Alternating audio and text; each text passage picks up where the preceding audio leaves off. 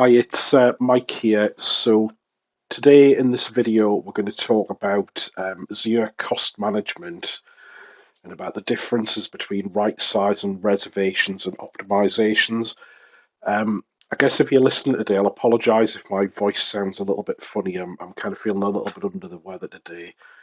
I may sound a bit funnier than usual. So I want to talk about how, in a real world project, we're using Serverless 360 to help us effectively manage the cost of our Azure spend, covering these three areas. So these are three of the common buzzwords and areas people might look at for cost management, but actually we want to look at what the kind of the differences between them are. So here's we start with reservations. So here's one of the screenshots from Serverless 360. So you'll notice here I'm in the cost management area in Cost Analyzer. I've picked my integration team and I'm looking about the money that we're spending. And then in the optimize area, I'm looking at the reservation recommendations. So firstly, what is a recommendation? So in Azure, you get these recommendations about kind of sort of purchase and reserved compute effectively. Um,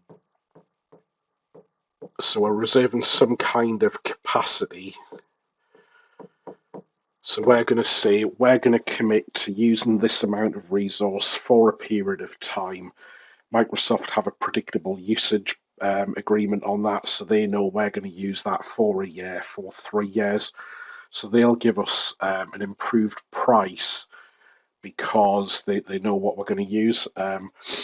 Now, that has benefits for us, obviously, because the cost comes down, has benefits for Microsoft, and we've got two flavors. So there's really a reservation, and we've got things like savings plans as well.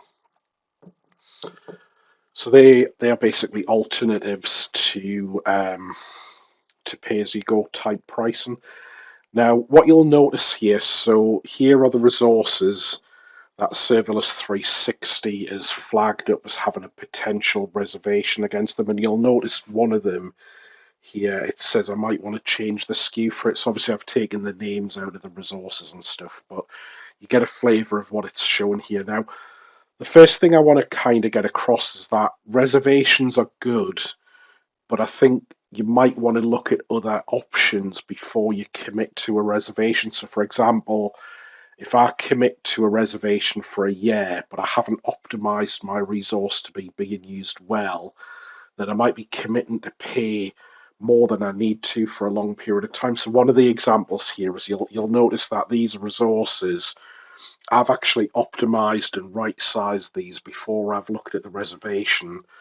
And while there is a reservation available, you'll notice here that would actually increase the cost because I've optimized it to be used effectively, which means it would be cheaper to be on pay-as-you-go for that resource than on a reservation. So the bit that I wanted to really get across here is that reservations are great, but actually they may cost you more if you haven't followed a good cost management process. So I'm looking at this one and I'm kind of thinking, right, a 3-year reservation would give me some cost savings, but a 1-year reservation wouldn't. And in these cases, these are kind of specific resource types where it was better off to optimize them. So we'll talk a little bit about those other options now. But hopefully here you get a flavor of where in Serverless 360 you would see your reservations. So later on, you'll see I've got a broken down tree view. And the idea is to be able to show your reservations in the context of the area that you're at. So I'm looking at my integration platform. I don't want to see everybody else's reservation opportunities. I just want to see things related to my integration area. Next up, we've got Rightsizing. So we're in the same area.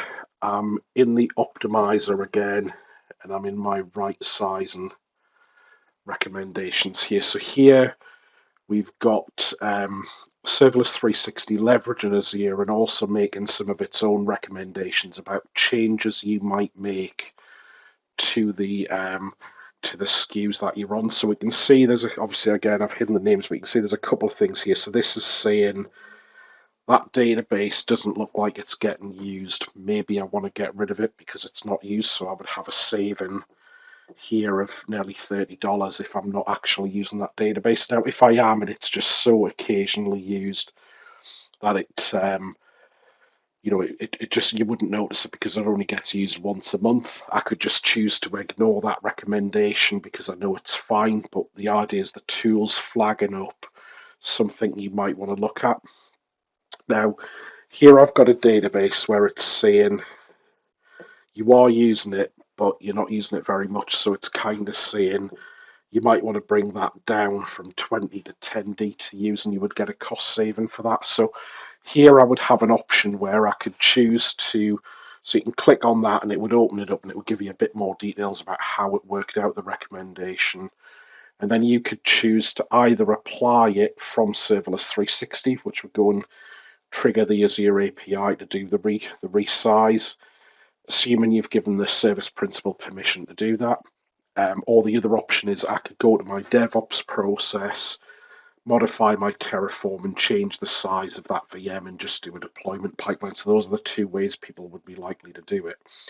It also sort of sees other things here where it's saying, look, these look like they're on the right size, being used effectively.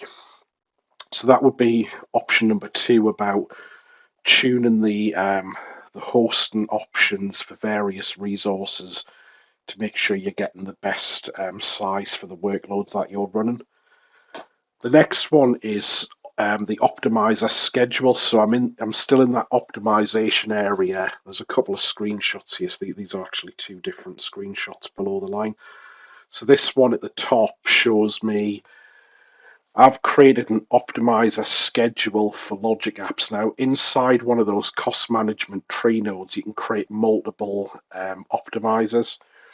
And so you can have them for different kinds of things. So I've created one specifically for logic apps you can see up here. And it's telling me that I've chosen 14 resources out of 450 odd that were available. And I've configured a schedule. So what I'm basically doing here is these are a bunch of logic apps that pull service bus all the time. I'm in a non-production environment, so you can see here I've said, right, Monday to Friday, 7 to 7, turn them on, and they'll just sit polling away, checking for messages, processing them. Outside of office hours, we'll turn those logic apps off so they'll stop incurring a cost. Even though it's a very small cost, you sort of scale that across multiple logic apps. That adds up to a bigger amount of money. So here I'm effectively saving 61% of the cost on those logic apps by stopping them constantly checking for messages. Now, this example is really just a logic app one, but on your cost optimizer, you can do things like VMs, VM scale set. You can do things like app service plans, databases. I think there's Cosmos and SQL, and there'll be other ones getting added, and there's a couple more available already. So the idea is that you can tune those resources by scaling them or turning them off and on based on a schedule. So the use case here is really about, instead of having to script and maintain the code for all that, let's just make it really easy to set up and configure. You can have multiple complex schedules for different use cases. So we've got some logic apps we have on at the weekends, some we don't. It's really easy to set those schedules up, and I can change them if there's test activity going on and stuff. And this is an example where some of those are the resources we looked at before, those VMs, for example. I put a schedule that said if I turn those VMs on just during office hours and turn them off at other times, it was actually cheaper for me to be on pay-as-you-go than it would have been to get a 3-year reservation. So that's how you can sort of, making the right decision about what you want to do gets you the best value for money. So the next question is, how do we keep an eye on this? So here I've got the Analyze tab. So if you notice, I'm in my tree view here. Now, one of the things that I've done, before we were just looking at the integration team, but I've actually broken out a whole bunch of subnodes.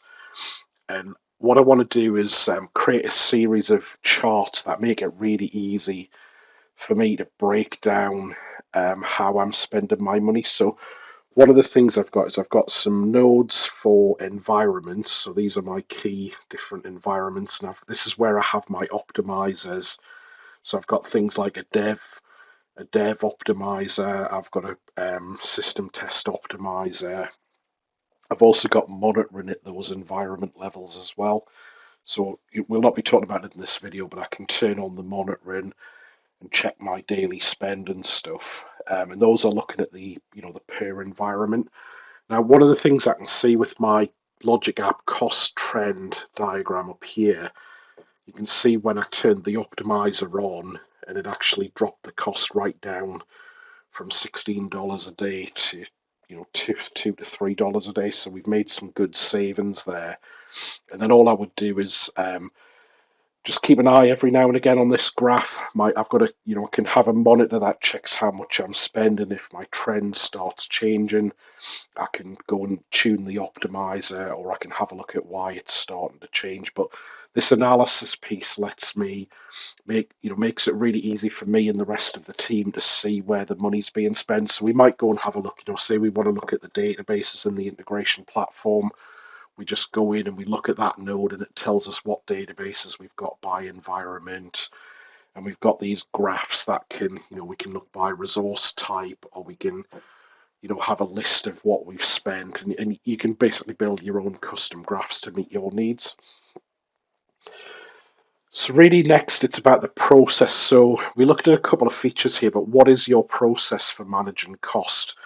And this is kind of what I'm trying to do here. So the first thing I'll do is I'll come in and I'll look at where am I spending my money. And I'm looking at how has it changed.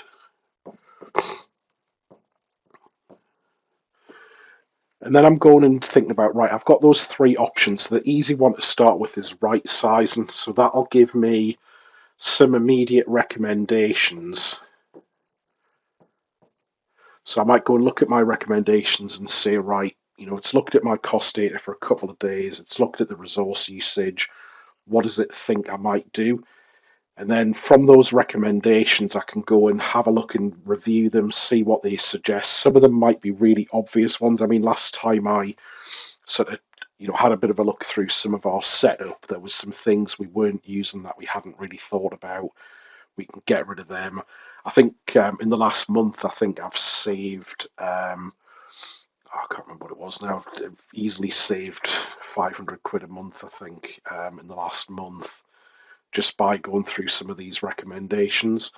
So the right sizing will give you some easy ones. You can then analyze again and see what the impact of any right sizing changes would be. So you're reviewing it, how have things changed, what am I spending again? We can then look at the optimizer, and we can go, right, so we've reviewed our right sizing. Now we can go and optimize, turn things off when makes sense, scale things when makes sense, and we build those schedules about when we want things on and off. Now, the easy win with the optimizer is turning off non-production environments when they're not in use. There's definitely some easy wins there for most customers.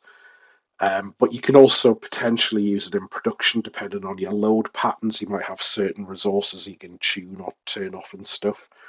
So I would set up my schedules. We then go and analyze the impact of that. And we'd sort of see, right, again, what are we spending now? How has it changed? Is there any other sort of low-hanging fruit? We then would start thinking about our reservations. So at this point, we'd be looking at making some commitments. So we know that we've tuned the pay-as-you-go resources, we've right-sized them.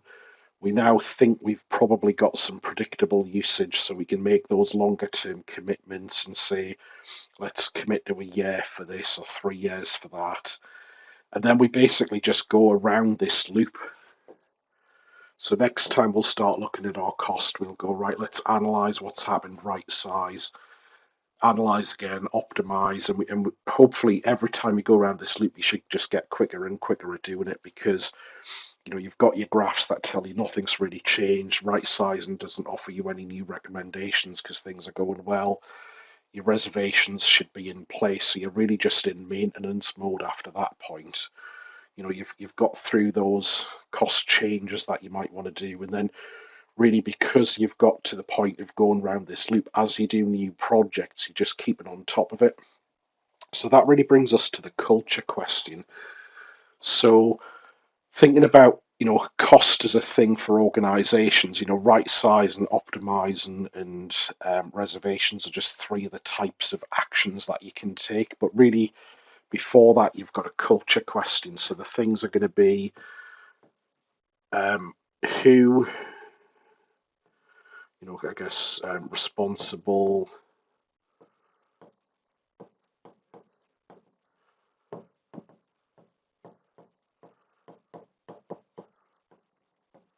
So who's responsible for cost and where? So quite often in an organization, you might have somebody who gets the Azure bill and then they go, oh, this has gone up by 20%. And then they kick off this review process and everybody's going, oh, well, how did this happen? And you need to go to the next level and get past that and really sort of have people actively thinking about cost as a culture rather than reacting to the cost change. So this would be where instead of just having one person seeing the cost data, but they have no concept of what's being built and if it's being used effectively, team leads of all your key teams.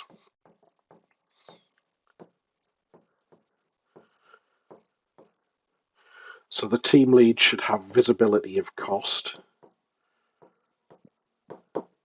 They should review it and they should own their own cost.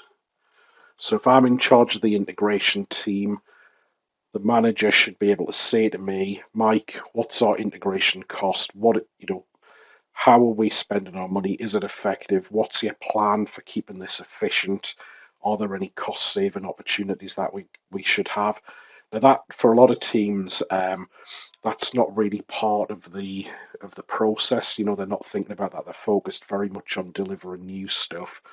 But if that new stuff ends up being ineffective or inefficient, then your costs are going to creep up. So make it part of the culture that you're thinking about cost during all of the life cycle of your projects, and then it just becomes part of business as usual. So team leads being responsible for cost, and then there's going to be things like, well, when do you review cost? So is it that you review cost when you get a big bill? Is it that you review it on a monthly basis? Ideally, so what I've got to the point where I've set my graphs up, I've set my tree, I've got my recommendations. Just what all I do is maybe every couple of weeks I'll go in and I'll just have a quick look. Today I've done it and I've just had maybe about half an hour going through, having a look what it looks like. Everything's fine, nothing's really changing. I'm happy. It should be easy to be able to identify changes in your cost spend. So that's where you can start taking action when you start seeing those things change. And I think that's where you want to get to is, when instead of when do you review it, it should be just kind of easy, which is where the tool helps, whatever tool it is that you're using, but that's where your technology and your tools should help you. And then you should be able to easily do it, spot changes, and you should be, identify cost exceptions. So what we don't want to do is we don't want to get to the point where we get that big bill and that's where we start stepping in. We want to spot this early in the process. I'm sure there's loads more I could think about in this area. Obviously a little bit woolly-headed today, so that was just a brain dump of some of the thinking that I'm doing when I've just done this cost review today. So I wanted to share some of how I'm doing it, some of the things I'm thinking about. I'm pretty happy that our costs just chugging along nicely. I'm hoping we're going to see some cost savings in the future with some of the project work we're doing, so we may talk about that at some point in the future about how we optimized our integration platform to reduce costs. But hopefully that gives you a bit of a flavor of some of the features in Serverless 360 that are helping us keep on top of our spend. And if you'd like to know more in videos about this kind of area, please let me know in the comments. And hopefully you found this video useful today. Have a great week, everybody.